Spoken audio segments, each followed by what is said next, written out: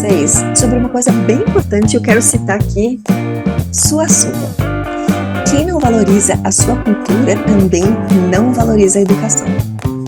Quantas vezes nós nos pegamos pensando, não vou trazer isso aqui para a sala de aula, porque é do Brasil, né? Os alunos não têm interesse, talvez eu traga alguma coisa, né, americana, alguma coisa inglesa, alguma coisa escocesa. E quantas vezes a gente perde a oportunidade de dar autonomia para os alunos falarem da própria cultura deles. Quando eu falo falar da própria cultura, não estou falando só da cultura brasileira. E também, né, gente, o que é a cultura brasileira? A gente tem tantos Brasis dentro do Brasil. Então, professores que têm turmas no Nordeste, professores que têm turmas aqui no Sul, como que a gente pode fazer com que esse relacionamento com a língua inglesa seja usado para os alunos produzirem conteúdo sobre a própria cultura? Como que a gente pode fazer com que os alunos aprendam mais sobre o Brasil para poder falar para outras pessoas, né, com uma certa valorização do que é deles? Então, nas minhas salas de aula, eu faço questão de trabalhar algumas datas comemorativas aqui do Brasil, mas que os alunos estejam contando para pessoas que não são do Brasil. Então, o desafio que às vezes eu dou para eles é como você explica o que é uma feijoada? Como você explica como é a sua família? De onde a sua família veio? Se é uma família que veio do Nordeste, aqui para o Sudeste, ou se é uma família que veio de um outro país e veio aqui para o Brasil, como que você contaria essa história? Então, eu dou a chance dos meus alunos produzirem algo em inglês sobre eles mesmos. Uma outra coisa que eu também valorizo bastante na sala de aula é uma diversidade de gostos musicais também. Então, se você gosta de Barões da Pisadinha, por exemplo, como eu, né? Como que você vai explicar? Olha, Barões da Pisadinha é esse tipo de música que mistura, eles são dessa região do país. Então são oportunidades que a gente precisa ter, sim, e promover na sala de aula para que eles possam falar do que eles gostam usando a língua inglesa. Quem sabe esses alunos eles não tenham esse interesse em aprender a falar mais sobre eles mesmos. Então é bem importante que a gente valorize também o que a gente já tem ali na sala de aula. Uma outra dica que eu dou para trabalhar tanto com diversidade quanto com desestrangeirização é mostrar para os alunos que o inglês ele é falado em diversos países e até países que eles nem pensem quais são. Então hoje, felizmente, a gente tem acesso a plataformas de vídeo como o YouTube, em que você vê produtores de conteúdo de outras nacionalidades, mas que utilizam o inglês para poder ter um alcance maior. Tem alunos que são jovens, eles são gamers, né? Então, hoje em dia eles conseguem falar, tá no mesmo time de pessoas que não são brasileiras, mas eles usam o inglês como uma língua comum. Então é importante pensar que como que você faz esse intercâmbio, né, na sala de aula.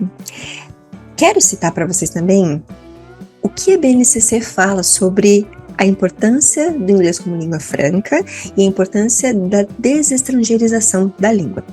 A língua inglesa não é mais aquela do estrangeiro, oriunda dos países hegemônicos, cujos falantes servem de modelo a ser seguido. Nem tampouco trata-se de uma variante da língua inglesa. Nessa perspectiva, são acolhidos e legitimados os usos que dela fazem falantes espalhados no mundo inteiro, com diferentes repertórios linguísticos e culturais, o que possibilita, por exemplo, questionar a visão de que o único inglês correto e a ser ensinado é aquele falado por estadunidenses ou britânicos.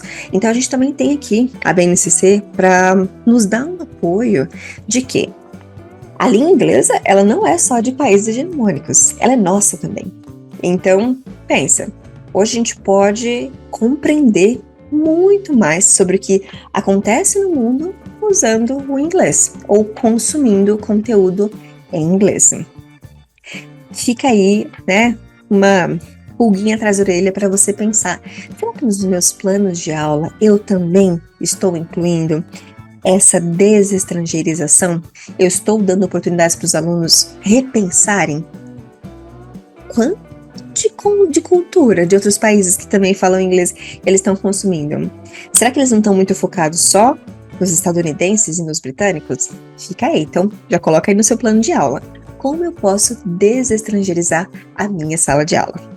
Então, para recapitular tudo que a gente falou até o momento sobre diversidade e desestrangeirização, coloquei 3 pontos que vocês não podem esquecer. A gente tem sim que ser culturalmente responsível, incorporar elementos da cultura dos estudantes nas nossas aulas.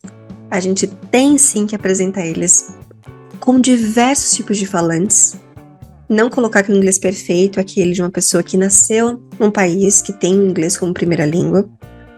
E terceiro, a gente tem que promover atividades em que eles falem deles em inglês, para que eles tenham mais interesse em formar frases, saber vocabulário e poder passar informações sobre eles mesmos.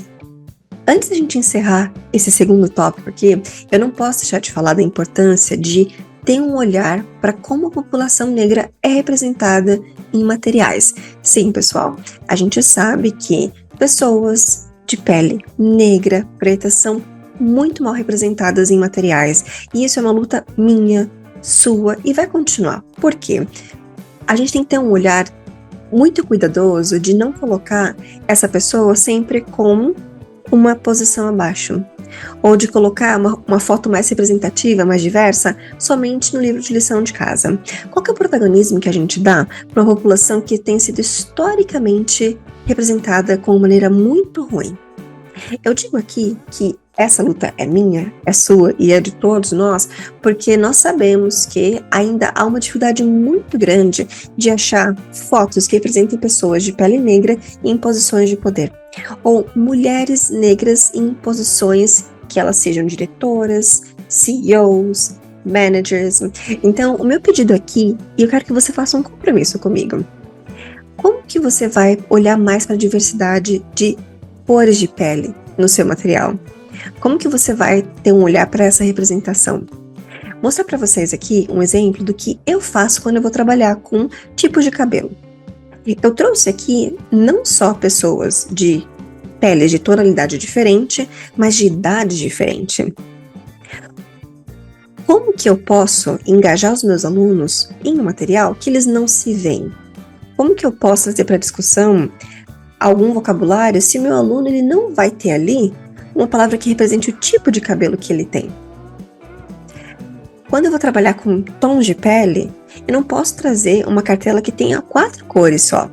Eu sempre tento trazer uma cartela que tenha mais cores, para que esses meus alunos eles se vejam representados ali naquele material que eu tenho.